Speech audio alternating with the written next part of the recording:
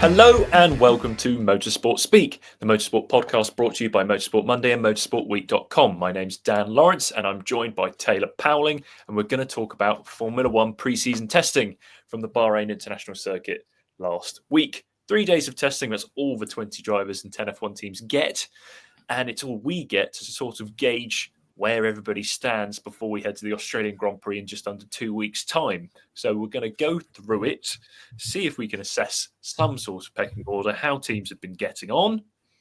But first, Taylor, how are you? And did you enjoy pre-season testing? Hi, Dan. I'm well, thank you. Yes, we were there on the ground, packed our shorts, but unfortunately we didn't get to actually wear them because of the abnormal conditions that were present in Bahrain last week. Very cold the first 2 days, and even when the sun did come out on the third day, the wind was still too strong to get your legs out. So we were resigned to trousers weather, but that didn't dampen the occasion. It was a good week. We got to see the car's trackside for the first time and got to speak to key players in the paddock. So all in all, a good 3 days of testing. Yes. I mean, yeah, it was very uncharacteristic, wasn't it? The weather in Bahrain, quite chilly, rain as well, a power cut on day one, a bus going on track on day three. We had glass on the pit straight. So a very peculiar 3 days in Bahrain. But yes, it was good to see how everybody was getting on. And I mean, 2024 was one of the tightest seasons we've had in recent memory, and it looks like it's probably set to be a tight season once again. But McLaren, obviously, who finished on top last year as Constructors' champions and looking fairly comfortable in Abu Dhabi with Lando Norris's race victory, they do look poised to be quite strong again this year, and perhaps they are the early favourites based on the very limited pre-season testing that we get in Formula One. Not necessarily top of the charts too often in terms of outright pace on sort of quali sims, but it's not really there that the focus was on McLaren. It was the race sims. And McLaren looked very, very strong in those conditions compared to the likes of, let's say, Ferrari and Mercedes. Yes, as you say, it wasn't the necessary headline times that placed McLaren at the top of the pecking order. It was more so the race run that Lando Norris produced on the second day. And we know McLaren have said that they've taken an innovative approach to their car this year, which sometimes there are risks attached to it because that can go wrong when you have such a strong base. But it looks like it's paid dividends for McLaren so far. The car, it's one of those occasions where we've seen it before. I mean, 2023 Red Bull springs to mind, where teams are obviously going to conceal their true pace, but a car is so strong and looks so good that it's kind of hard to, conceal it too much. And that was the case with the McLaren, even discounting the pace of Lando Norris's race run. If you watch the onboards, the front end just looks so hooked up. And even the rear end instability that he commented on, Andreas Heller's pretty much quashed that and said, well, it's a trait of these cars, this generation of car, and also the Bahrain track being rear limited. So all in all, McLaren are looking really strong. They've been coy about their chances. They're going to be, but all the signs suggest that they're going to take some beating in the opening races. Yes, I mean, it was interesting, wasn't it, the conversation between sort of Select Media and Andreas Stella on Thursday evening after Norris did that race sim. Stella was doing a lot of work to sort of, I guess, temper expectations because everybody had seen Norris's pace in that race sim compared to Charles Leclerc and Kimi Antonelli. And it was obviously quite substantial how much pace and hand he had over those two. So Stella was trying to sort of go, no, it's not really that. It's the conditions in Bahrain, it's the cooler temperatures, obviously forgetting the fact that everybody was competing in the same conditions. Obviously, the slight difference was that Norris's, I think, is like the highlighted sort of like the crazy time he did was on the C2 tyre, whereas comparatively, I think Leclerc and Antonelli at that time in their race sims were running on the C1, the slightly harder compound. But I mean, still, McLaren do look the team to beat. And that's probably one of the only easiest predictions you can make, isn't it, really, from pre-season testing, is that McLaren are probably going to start as favourites. It's behind McLaren where the picture becomes far more difficult to sort of pick apart and try and gauge, what anybody's doing. Because as you say, nobody really plays their hand in testing. It's obviously looks like it's going to be close with the big four teams, and particularly the three that are going to be just behind McLaren, be it Ferrari, Red Bull, and Mercedes. I mean, myself, it's hard to gauge sort of who's where in that rank of three. Obviously, Red Bull had their problems doing the least amount of laps of anyone in the test. Max obviously saying it can't be worse than last year, but obviously they've still got room to improve. Mercedes, I mean, completed the most laps of the test, so the other end of the scale, no sort of reliability issues there, and no sort of alarm bells, I think, from the likes of George Russell and Andrea Antonelli, like we've seen from Mercedes in previous years' preseason testing, where they turned up and I think they knew that they had a bit of a difficult year on their hands. Ferrari, a mixed bag. Obviously, it looked a lot of attention on Lewis Hamilton, obviously being a Ferrari driver, him going fastest on Thursday morning. I think Charles Leclerc fastest on Friday morning. The two Ferraris second and third by the time Thursday's play had completed. But the car looked a bit more of a handful on the Friday. Hamilton's race sim being curtailed by a technical anomaly. So it's really hard to pick apart who's where in those three. But if I had to press you for an answer or press you for an opinion, where do you think those guys are lining up? As you say, it is impossible to tell because the field spread was so close at the end of last year and all three teams kind of had their complications during testing. Just taking Ferrari, for instance, I think they have the biggest question mark attached to them because the first 2 days, the car actually looked fairly well in a good window. Hamilton even coming out and saying that it's the best he's felt in a car probably in this ground effect era, which obviously the barometer's not that high considering his struggles with Mercedes, but still he was in positive spirits. But we then came to the last day, and for both Charles Leclerc in the morning and Lewis Hamilton in the afternoon, the car did look a handful. They were struggling with the rear degradation. It just wasn't in a happy place at all. And as you mentioned there, Hamilton didn't get the chance to do his race simulation. Ferrari have come out and said that they've changed, obviously, the front suspension concept, which is quite a sizable change to make with 1 year to go in these regulations. But they've been adamant that it's delivering the numbers they expected. Whether that would be enough to, challenge McLaren, who knows? And I think the one striking thing about Ferrari, and it's why it's so difficult to place them in the pecking order, is that there's been no panic surrounding the team. You compare it to 2023, you could tell by the facial expressions, the words of the key team personnel, that they were in a good place. They were going to start the season on the back foot. Whereas this time, Vasseur, Leclerc, Hamilton, they're all singing from the same hymn sheet. Whether that's because of the atmosphere that Vasseur's cultivated at the team, where they don't panic, they process things in a calm manner and work through them diligently, or whether it's because they've got an ace up their sleeves. We can only go on what we've seen in testing, and it didn't look like the SF25's a McLaren beta in Australia. It could be a case of that, because it's a new concept of car, or not a new concept, it's an evolution, and they've made more changes than their rivals. It might take them a few rounds to, dial in the ideal operating window. But this isn't the season where you want that, because with focus turning to the new rules next year, you want to make a strong start. And if you're on the back foot and playing catch up, that's not where Ferrari want to be, especially coming into a season where I think they're actually the team arguably under the most pressure to deliver because of how long the title drought's been, how much of an unknown next year is, how strong they ended last year. There is that expectation that they will challenge for the championship this year, and they want to win both titles. And if they start slow, then it's going to be really interesting to see kind of how the atmosphere is around the team. Yeah, I think it's interesting, as you say, like they took that big swing with the front suspension layout change and sort of saying that the previous concept of car, they'd run out of like development room, and that's why they've made this big change. And I think that's the words. I think that's another reason why they're calm, isn't it? Because they think that they've got room to grow throughout this season, and if they can figure it out, then maybe they will have a McLaren beta at some stage. And yeah, it's curious what you say about obviously Fred maybe instilling that calmness in the team. He'd only just started this time 2 years ago, so maybe his calming influence hadn't rippled through the Maranello-based outfit just as much. What do you think of Mercedes and Red Bull? Do you think that they're in a better place than they were this time last year? And would you say that maybe they could be better placed to challenge McLaren at the season opener?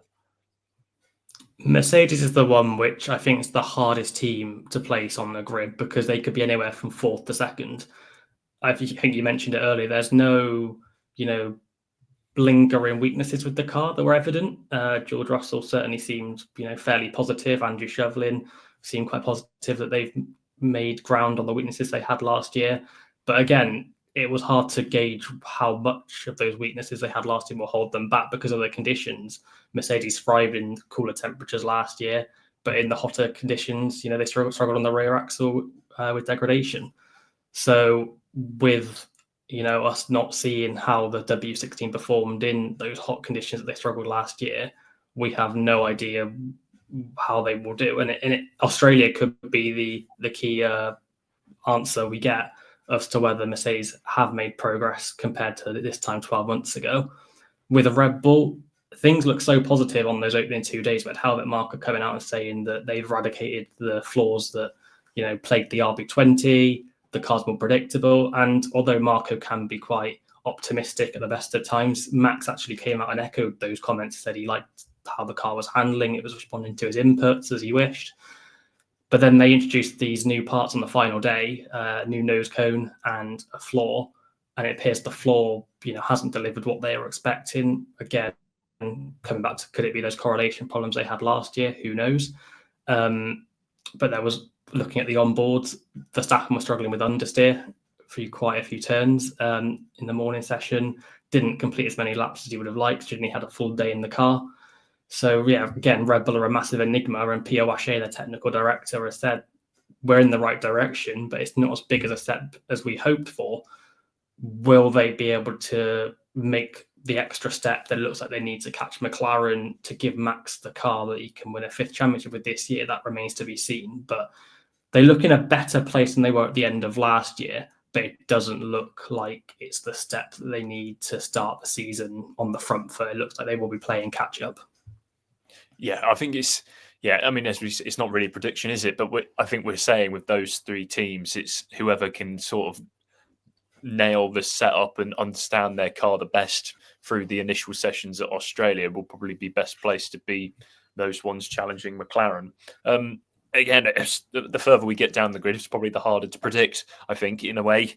The midfield, I think that was obviously a very intense battle towards the end of the season last year with Alpine making that late surge, and there was that fight between them, Haas and Racing Bulls for 6th.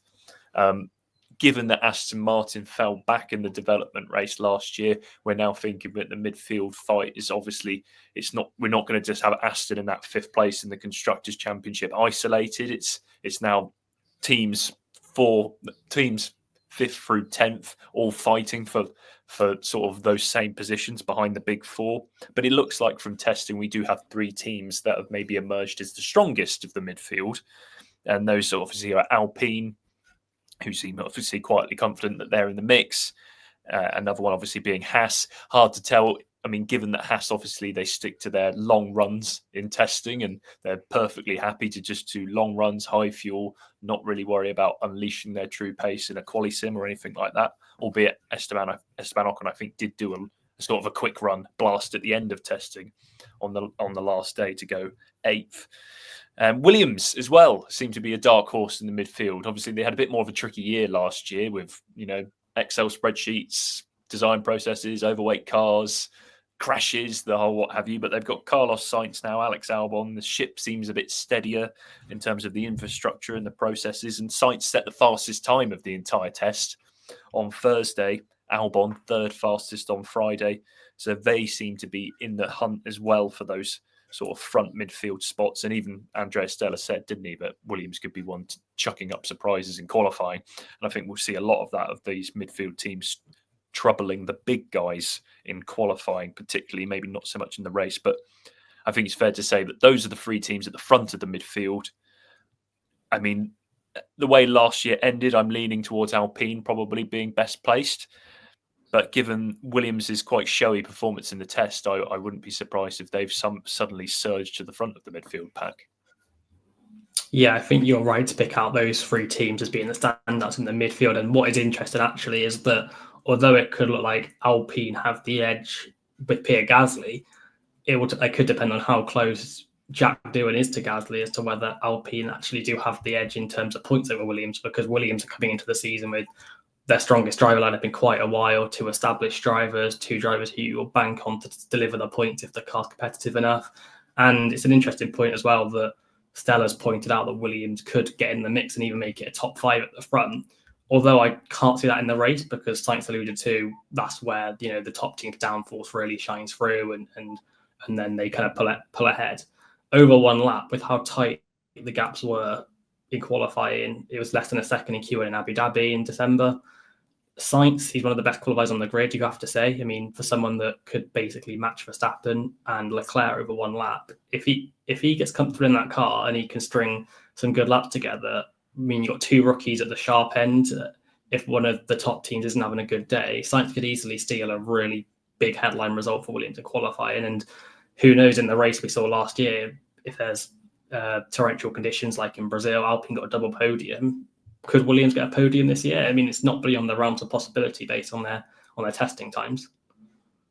Yeah, I think that'd be really good to see as well, and probably good for Sainz, and it'll pay dividends that he's made the right move if he can get something done like that with Williams. And I think it is quite exciting to see them after. I mean, they had James Vowles' first year in charge of Williams was a pretty strong year. Obviously, they had those sort of headline results with obviously their car that was really good at low drag circuits. So, you know, Albon getting those sort of headline results at Montreal and stuff like that. And then last year, the concept shift and all the other problems meant that they took a bit of a step back, finishing ninth in the constructors. And I think F1 fans want to see Williams do well as a legacy team. I think F1 fans also, Sainz being displaced by Hamilton's move to Ferrari, everybody kind of rallies behind Sainz and wants him to get the best out of the move as well, because he's obviously one of the best Grand Prix drivers in the field, and we don't want to see him languishing at the back of the grid. So I think it'd be good for them if things are looking as positive as they did in testing. I guess we can only see when the gloves truly come off in Melbourne. As you want to go say something now, I'm gonna let you jump in. And just a quick point, another good thing for Williams is obviously their vision is for the long term under James Vowles. They're kind of targeting the next rule set as the one where they can proper bridge that gap to the leading teams. If they have as good a base that it looks like for the start of 2025, that will only help them with allocating their resources to 26, because as long as they have a car that is a regular point scorer, or even just chipping away at the lower end of the points at the start of the year, if they can then progress that through the season, they're not playing catch up, and it leaves them in a really good spot. So it appears that, as you mentioned, the concept shift last year, it might have been one step back then, but it might put them two steps forward for this year. That's a very good point as well, you mentioned with 2026, because I asked Alex Albon on Thursday, do you expect there to be maybe more upgrades than there were last year, given that they spent most of the year just trying to shed weight, and it wasn't really until Zandvoort that they got an upgrade package very long into the season, and that was really their only one. And he said, no, there's not really going to be any upgrades at all, because as is well documented, they are pretty gung-ho on the 2026 regulations. So as you say, if they have a good base to start the year with, then that's all the better for them in their mission to really capitalize on the rule changes next year, which I guess leads us nicely into another team that's trying to sort of capitalize on the 2026 regs, and that's Aston Martin, who had, I think, by all accounts, a very disappointing season last year. We had the highs at the start of 2023 where they were getting podiums.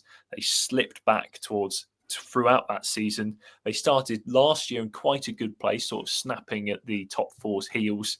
But again, development issues throughout the year, couldn't understand their problems, and they progressively sort of, I guess, got worse and worse throughout the season. And second least amount of laps in the test last week. Illness sort of plaguing Lance Stroll on the last day, which obviously interrupted their run plans with Alonso in and out of the car. Alonso himself doesn't sound overly upbeat. I think he was more sort of mediating expectations. I think there is a sense that they have made a step. Obviously, they did a lot of learning last year.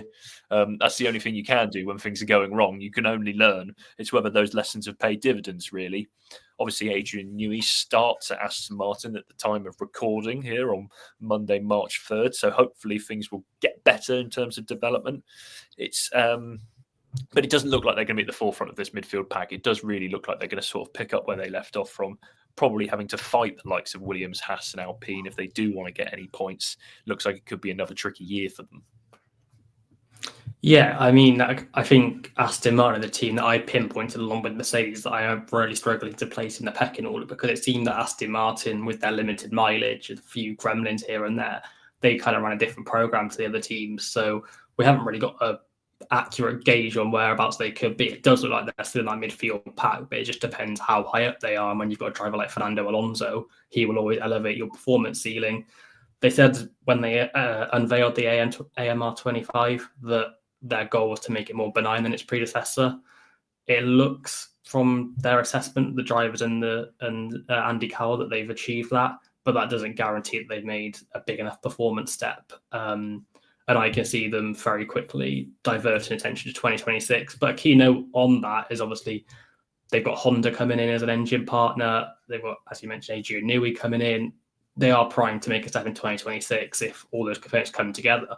But Cowell has noted that Aston Martin are a young, maturing team. They're not an established team like Ferrari, who, if things are going bad, they can just relocate all their attention to 2026 because there's not a guarantee that the component they've got in place will gel. So he's kind of really drumming home the emphasis that, look, 2025 might not be an ideal performance. We aren't in an ideal place performance-wise, but we've still got to take the lessons we can from it as a team and to grow and evolve into what they hope will become a title-contending organisation. Yes, one thing is, it's a 24 race season, so like if that is the case for Aston Martin, and it is a case of they are basically going to have to write off the year. That's a long season to go through that, which is, you've got to hope for them that it pays off next year, as you say, but it's not a guarantee. And obviously, Andy Cowell's obviously introduced his new sort of leadership structure at Aston Martin, and they're sort of the way they're going to operate as well. So good for them, I guess, to go through the motions, maybe go through a year of that where the stakes aren't quite as high because they know the expectations are low. So that when the expectations are really ramped up, which I'm sure they will be next year, hopefully that everything that they're doing, all the changes that they're being made, they're sort of bedded in and they know what they're doing. Curious as well is that obviously their chief technical officer, Enrico Cardiel, still hasn't joined. Obviously there being a bit of rumoured sort of needle between Ferrari and Aston Martin as to when his gardening leave is up and when he can get cracking to help them with their 2026 development. As well, Racing Bulls, another team in the midfield scrap, maybe another team looking more from the periphery of it, not at the forefront. Although the Faenza-based outfit did complete the third most amount of laps, 454 in the test, just 4 less than Mercedes. A rookie in one of the cars, in Isaac Hadjar, so obviously he's got to get up to speed, as we said with Jack Doohan at Alpine. But obviously Yuki Tsunoda, a very experienced hand, and especially in that team, entering his 5th season with them, got a point to prove, obviously after being snubbed by Red Bull. He did say in the press conference that his feeling isn't quite as good as it was at the start of this last season. Obviously, they were basically at the front of the midfield at this point last season, sort of, and spent the majority of the year in 6th until sort of upgrade issues derailed their progress. So it does look like maybe they're starting from maybe not as great a position as they did last year, but certainly in the fight. Yeah, I'm a tad concerned about Racing Bulls just in terms of not because they're a million miles off, but just because of how tight the gaps are. And when you factor in that on a regular race weekend, providing there's no DNFs or whatnot around the top teams, that's the top 8 positions probably locked out. And then you've got 2 positions of points. Can you say with conviction that Racing Bulls will have a car to beat, the 3-4 midfield teams we mentioned before them? It's a big ask, and I do worry that it could be a bit like early 2023, where they are languishing kind of on that periphery of Q1 exits. And Yuki Tsunoda did talk up their chance a little bit in the press conference. He said that the car feels okay, but I just don't see them having the pace, the raw pace, to trouble the leading midfield teams. And for them, they're going to be in an awkward position because last year it was upgrade that derailed their momentum. This year, the development race is going to be very early in the season, so it's going to be a case of can they get on top of their issues before all attention goes to 2026. But my prospects for Racing Bulls aren't that high, and I as it stands, I'd place them 9th in the order. Yeah, and as you say, with that midfield, and there only being realistically 2 spots on offer if all things are going well with the big 4 teams, you can see them maybe on a weekend beating 1, maybe 2 of Alpine, Haas, Williams, Aston Martin, but to beat all of them on a weekend on a consistent basis, this just really isn't going to happen. But conversely, you could say for the other teams, there might be from track to track, weekend to weekend, there might be times where they fall back and that allows someone else to shuffle around, which is really what is quite interesting about the prospects of this season, is that we really don't know. And that goes the same for the front of the field. I think Oscar Piastri said that, whereas we were quite consistent, we being McLaren, himself talking there, weekend to weekend, they didn't know who was going to be challenging them. So that's, fingers crossed for us as fans and interested media that is the case, and it is weekend to weekend going to be quite different. One thing that may be a bit more consistent is Sauber's position in the table. Obviously, they had a very, very difficult season last year, only picking up points in the penultimate race with an upgrade package that came the race before in Las Vegas that sort of lifted their fortunes, whereas they really were firmly the slowest team on the grid for much of the year, and the only time when they weren't really was those early rounds when they couldn't get their pit stops in order, and it took, it feels like a long time ago. This is all in one season in 2024, those pit stop issues that plagued them. Obviously, probably not in quite as bad a place as they were for most of last season, but still looking like Gabriel Bortoleto and Nico Hülkenberg are going to be scrapping right at the back of the field this year. Yeah, I think you're bang on the money that is kind of the consensus that Sauber are rooted to the bottom again, which is, it's not a surprise, but given that the upgrade they brought at the end of last year did show some promise. They scored points in Qatar, got into Q3 on merit in Abu Dhabi, so that was kind of a that should have been a springboard for them to aim to attach onto the midfield. And although they do look like they will be in the ballpark, they won't be languishing miles off the pace of the back. It does look like they are trailing at the bottom of that tight midfield group. I can see Hulkenberg doing some exploits in qualifying. That might save them. You might be able to get, haul that car into Q2.